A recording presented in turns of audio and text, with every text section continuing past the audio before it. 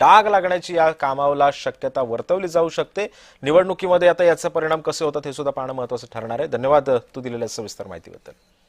पुढची बातमी पाहूयात। नगराध्यक्ष पदाच्या निवडणुकीला आव्हान मिळतंय। अब्दुल शकूर नागानी यांनी दाखल केलेली आहे याचिका। अब्दुल शकूर नागानी काँग्रेसचे पराभूत उमेदवार आहेत। नागपूर जिल्ह्यातल्या कामठी नगर परिषदेतला हा सगळा प्रकार आहे।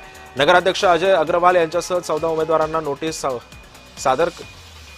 बजावण्यात आली। उत्तर सादर करण्यासाठी 19 जानेवारीपर्यंतचा वेळ देण्यात आलेला आहे।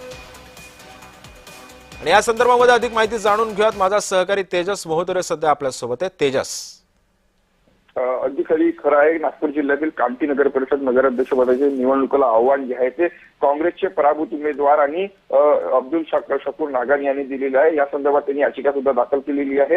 या निवडणुकीत जर बघितलं असेल तर 103 मतांनी जे ते भाजपचे अजय अग्रवाल जे नगराध्यक्ष पदाच्या निवडणुकीत विजय झाले होते ना, संपूर्ण प्रकरणावरून जे आहे ते वाद आहे।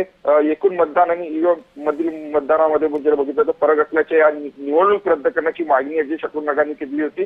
या निवडणुकीत व्हीव्हीपॅटचा वापर न केल्याचे आरोप सुद्धा त्यांनी निवडणूक आयोगावर लावलेले आहेत। त्यामुळे नगराध्यक्ष अजय अग्रवाल यांच्यासह 14 उमेदवारांना जे आहे ते नोटीस बजावली। या संदर्भात जर बघितलं असेल तर शकूर नागानी फेर निवडणूक व्हावी याची मागणी सुद्धा केली होती। या संदर्भात त्यांनी जे आहे ते आंदोलन सुद्धा कामठीमध्ये केलं होतं। मात्र या संपूर्ण संदर्भात बघितलं असेल तर त्यांनी आता नागपूर जिल्हा निवडणूक न्यायालयात जे आहे ते या संदर्भात जे आहे ते आव्हान करणारी जी आहे ती याचिका दाखल केलेली आहे। नक्कीच धन्यवाद तेजस तू दिलेल्या सविस्तर माहितीबद्दल। बातमी इराणमधून आहे। इराणच्या 100 शहरांमध्ये महागाई विरोधात हिंसक निदर्शनं होत आहेत। आतापर्यंत निदर्शनामध्ये 45 जणांचा मृत्यू